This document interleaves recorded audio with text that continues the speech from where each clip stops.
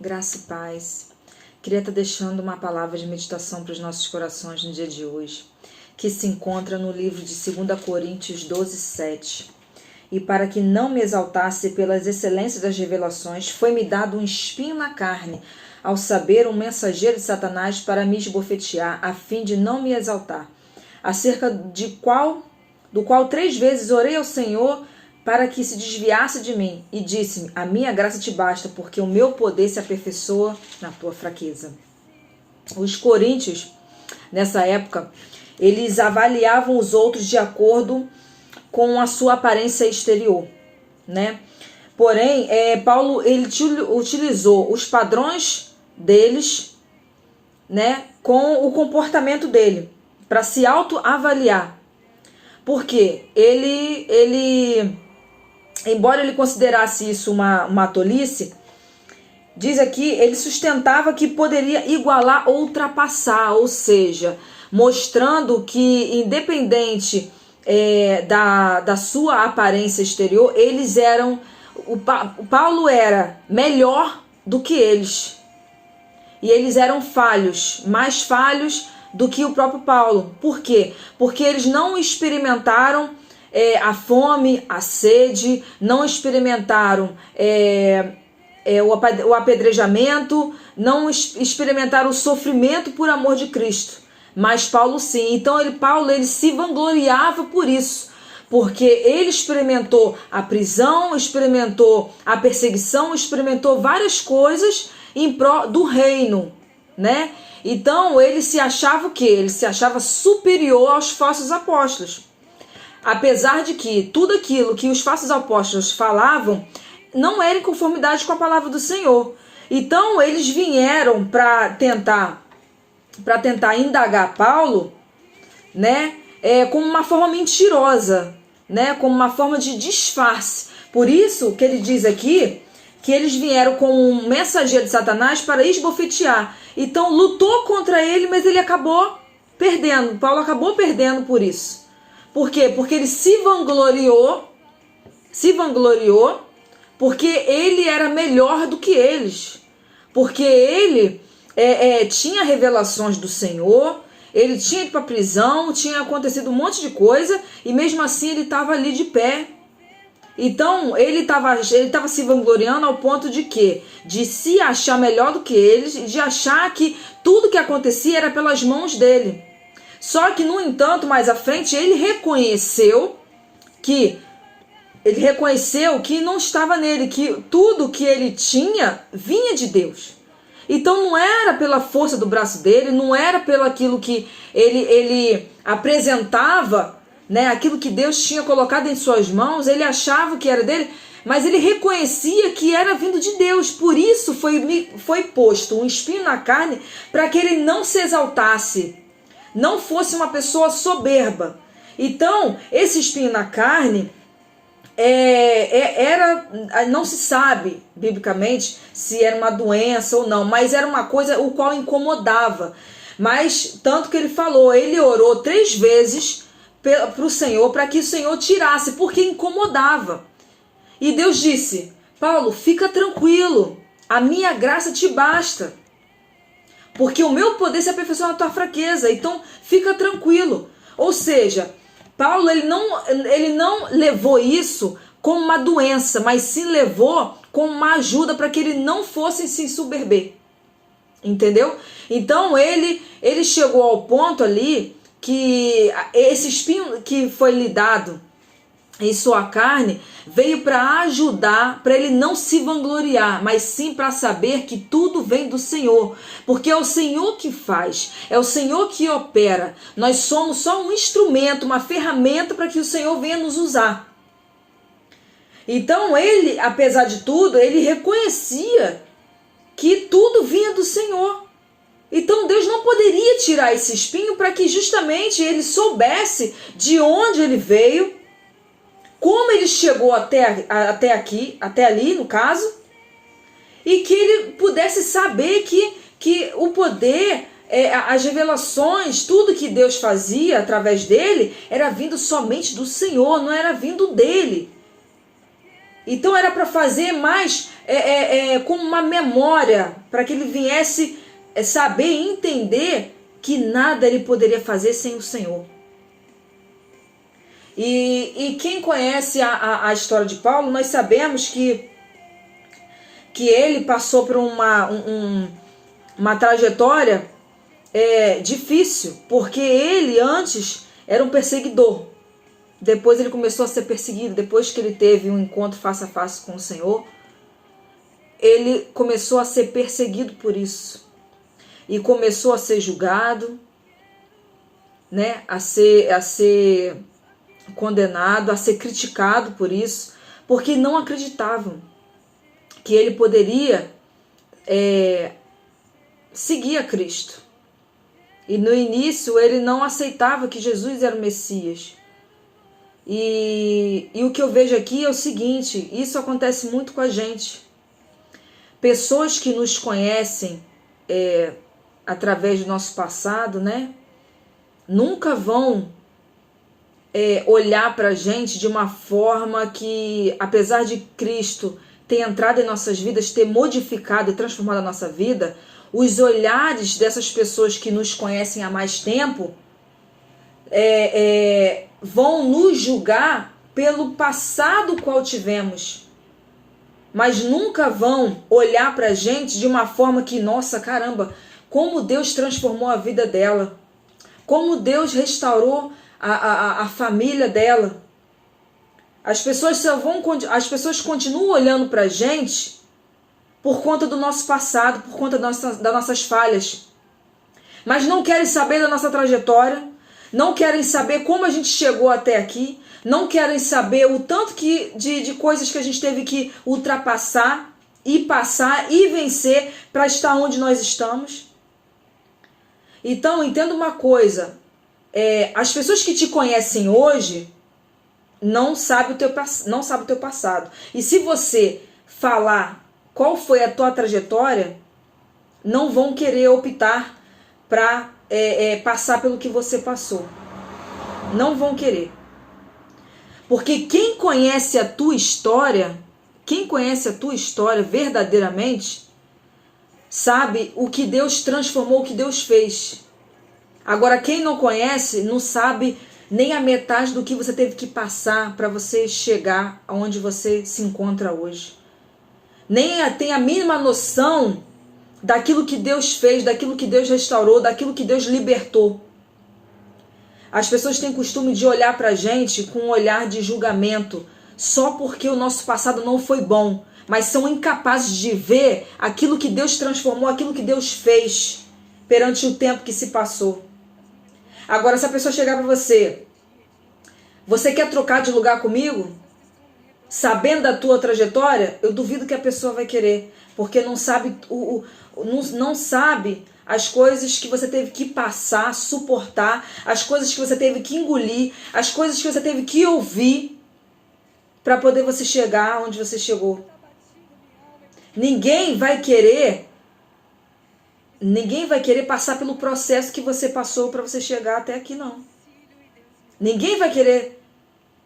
As pessoas estão acostumadas a sempre percorrer o caminho mais fácil, a sempre pegar atalhos, mas nunca querem substituir aquilo que você um dia passou, o sofrimento, a dor, coisas que você ouviu, que te magoaram, as traições, as decepções, as depressões, o qual você teve que suportar. Ninguém quer esse tipo de processo. Ninguém quer esse tipo de situação para passar, para chegar aonde está. Mas não conhece a tua trajetória, não sabe o que você teve que suportar. Por isso a gente precisa sempre dar valor àquelas pessoas que estão com a gente desde o início e sabe a trajetória que a gente passou e estão com a gente até hoje. Não só nos momentos ruins, mas nos momentos bons. A gente precisa dar valor a esse tipo de pessoa que está conosco, do nosso lado, na caminhada, na trajetória toda que a gente percorreu, desde o passado, nas nossas falhas, como nas vitórias que a gente alcançou. Por que eu estou dizendo isso? Porque muitas das vezes a a gente consegue ser ingrato. A gente consegue transparecer a ingratidão pela vida daqueles que estão com a gente há tanto tempo. E a gente precisa ser grato a essas pessoas. A gente precisa honrar essas pessoas. E o que eu digo é que se você tem, porque todos nós temos, a gente não pode sempre, assim como diz aqui na carta de Coríntios, a gente não pode achar que a gente faz alguma coisa. Sempre é Deus. Paulo, ele teve a opção de, quando escreveu a carta de Coríntios, ele teve a opção de esconder, de pular essa parte do erro dele. Mas sabe o que ele fez? Não, ele expôs. Ele expôs. Se você andar na Bíblia, os homens maiores, os grandes homens da Bíblia, foi aqueles que exporam a sua deficiência. Foi aqueles que exporam a sua fragilidade. Então ele expôs isso. Ele expôs a deficiência dele. Ele expôs que ele errou. Ele expôs que ele foi soberbo. Ele expôs que ele errou quanto a isso. Que ele quis comparar um padrão o qual ele precisava reconhecer que ele se vangloriou. Ele reconheceu que ele mesmo se vangloriou. Tanto que ele achou tolice isso. Então, a gente não pode se vangloriar. Tanto que ele viu que o espinho na carne, o qual o Senhor o pôs, foi para ajudar a não esquecer de onde ele veio, a não esquecer que o poder vem somente do Senhor. Que nada ele pode fazer se não tiver o Senhor por perto. Então, aprenda uma coisa, não é pela força do nosso braço, não é pelas nossas orações, não é pelos nossos propósitos, não é por aquilo que a gente faz, não é conforme a gente jejua, não é pela força do nosso braço, somente é pelo Senhor, porque é Ele quem faz, é Ele quem opera, é Ele quem nos testifica, é Ele quem liberta, é Ele quem cura, é Ele quem sara, é Ele que transforma. Quando você estiver fraco, aí que você está forte, diz a palavra do Senhor. Tanto que ele disse: Paulo, não se preocupe, eu não posso tirar esse espinho da carne, porque senão você vai se vangloriar pelas revelações que eu te dou. Mas se contente com isso, porque a minha graça te basta. Fica tranquilo, a minha graça já te basta, porque o meu poder se aperfeiçoa na tua fraqueza. Então, quando você estiver fraco, o meu poder, ele vai de encontro com você. Então, quando você achar que você está fraco, aí que você está forte, porque o poder do Senhor, ele vai se aperfeiçoar na tua fraqueza. Então não pense que você faz alguma coisa. Pense que você depende do Senhor para que seja feito algo. Porque é Ele quem opera tudo, é Ele quem faz tudo. Então não pense que não é sobre você, não é sobre o que você faz, e sim pelo que Ele é, e sim pelo que Ele pode fazer na tua vida. É sim pelo que Ele pode fazer na tua vida. Então, coloque isso no seu coração. Tem muitas pessoas que acham que, não, eu não tenho espinho na carne, ninguém é santo. Eu não tenho espinho na carne, não, eu sou perfeito, eu sou isso e aqui. Ele mesmo expôs a sua deficiência. Ele foi um dos maiores escritores do Novo Testamento. Mas por quê? Porque ele expôs a sua deficiência. Ele expôs aquilo que ele era fraco. E ele reconheceu. Então, quanto mais a gente reconhece que a gente é errado, que a gente é falho, mais o poder dele vai vir sobre nossas vidas. Porque só é grande aquele que expõe quem é. Às vezes você põe alguma coisa na rede social, às vezes você expõe alguma coisa no Instagram, ou no Facebook, ou em alguma coisa, mostrando uma um disfarce de perfeição, uma falsa perfeição. Mas só quem é grande é aquele que expõe sua verdadeira deficiência. Senhor, eu sou falho, eu sou assim, eu sou errado, mas me transforma, me faz ter um novo caráter, um caráter de Cristo, porque eu sou falho, eu sou assim, eu não posso me vangloriar, que a soberba não alcance o meu coração. É assim que nós devemos fazer, é assim que nós devemos orar, que muitas das vezes a gente faz coisas, até mesmo dentro da igreja, achando que é a gente, achando que as nossas mãos não é. É o Senhor sobre nossas vidas, porque a graça dele nos basta. Se não é a graça do Senhor, nada podereis fazer. Sem o Senhor, nada podereis fazer. É Ele quem faz tudo, é Ele quem opera tudo. É Ele quem faz. E nós precisamos entender isso. Nós precisamos colocar isso no nosso coração. E não deixar que a soberba e a questão de se vangloriar alcance a nossa mente. Porque Ele está do nosso lado. Ele quer nos usar. Ele quer nos usar. A graça dele nos basta. É essa mensagem que eu deixo para os nossos corações no dia de hoje. Que vocês venham refletir sobre essa palavra. Independente do espinho que você tenha na tua carne, a graça dele te basta. E o espinho da carne, e o espinho que o Senhor coloca em nós, é justamente para que a gente não venha achar que somos nós que estamos fazendo algo.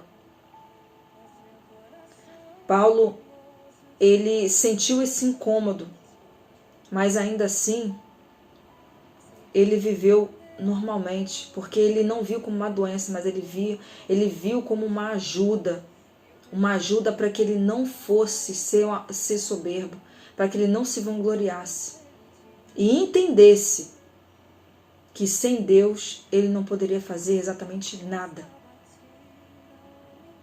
E que quando ele estivesse fraco, o Senhor enviaria o seu poder para aperfeiçoar na fraqueza dele. Amém? Essa é a mensagem que eu deixo para a reflexão de todos. Que Deus abençoe tremendamente a vida de todos. Em nome de Jesus.